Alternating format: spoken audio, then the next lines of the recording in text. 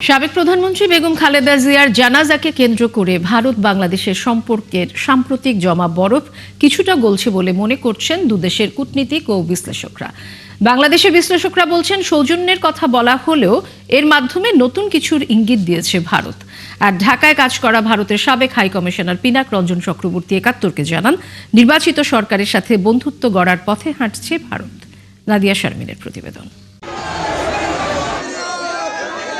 অন্তর্বর্তীকালীন সরকার দায়িত্ব নেয়ার পর থেকে গত 2 সপ্তাহে সবচেয়ে তলানিতে পৌঁছেছে ভারত বাংলাদেশ সম্পর্ক।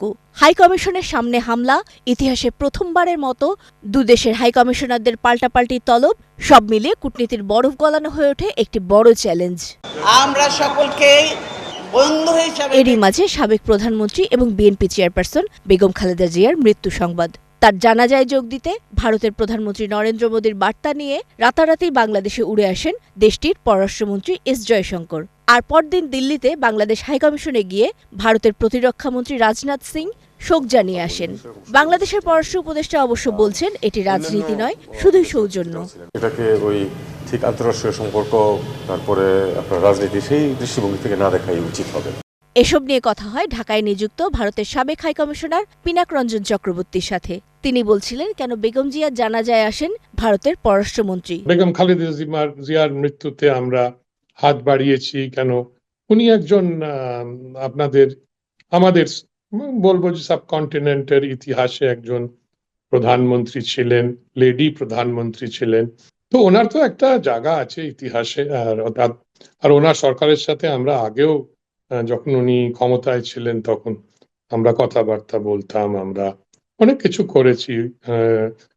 হয়তো সবকিছু করতে পারিনি। তবে তিনি সহ বাংলাদেশের বিশ্লেষকরা বলছেন, ভারতের পক্ষ থেকে হঠাৎ এই আন্তরিকতার উত্তাপ কিছুটা গলিয়েছে দুদেশের কূটনৈতিক সম্পর্কের বরফ।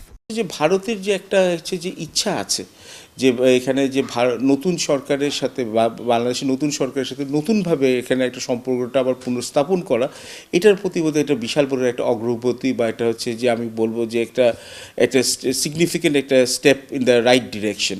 আমাদের মিলেমিশে না থাকা ছাড়া উপায় নেই, কেন তাতে দুই দেশেরই ক্ষতি হবে। তো মাঝে মাঝে মন কষাকষি হয়, দেয়ার আর আপস এন্ড ডাউন, সেটা স্বাভাবিক।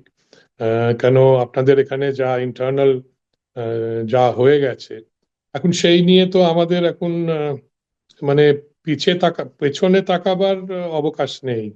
I think we have to look forward. আমরা তাই করছি এখান থেকে।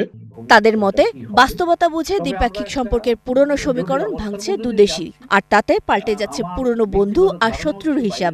একদিকে খালেদা জিয়ার জানাজায় আসা, বিএনপির ভারপ্রাপ্ত চেয়ারম্যান তারেক রহমানের সাথে দেখা করা, অন্যদিকে জামাতের সাথেও ভারতের যোগাযোগ দিচ্ছে সেই ইঙ্গিত যে তারা এই উপলক্ষটাকে ব্যবহার করেছে বাংলাদেশের যারা ভবিষ্যৎ নির্ধারক হবেন, নীতি নির্ধারণের পর্যায়ের দায়িত্বে থাকবেন, তাদের কাছে তারা একটা ইঙ্গিত দিয়ে রাখলো যে তারা তাদের দিক থেকে আগ্রহী বাংলাদেশের সাথে সম্পর্কটা স্থিতিশীল করতে।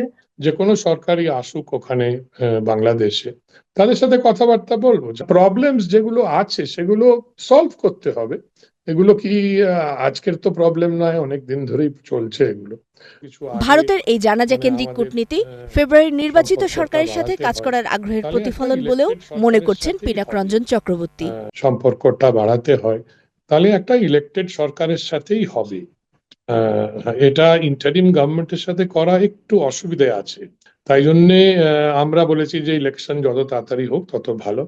যেই আসুক ক্ষমতায়, ওটা বাংলাদেশের ইন্টারনাল ম্যাটার। তবে এই ইতিবাচক ইঙ্গিতকে মাথায় রেখে আগামীতেও দুদেশের স্বার্থ নির্ভর পথ চলায় যেন মসৃণ হয়, সেই কূটনীতি এগিয়ে নিতে হবে বলছেন বিশ্লেষকরা। নাদিয়া শারমিন, একাত্তর, ঢাকা।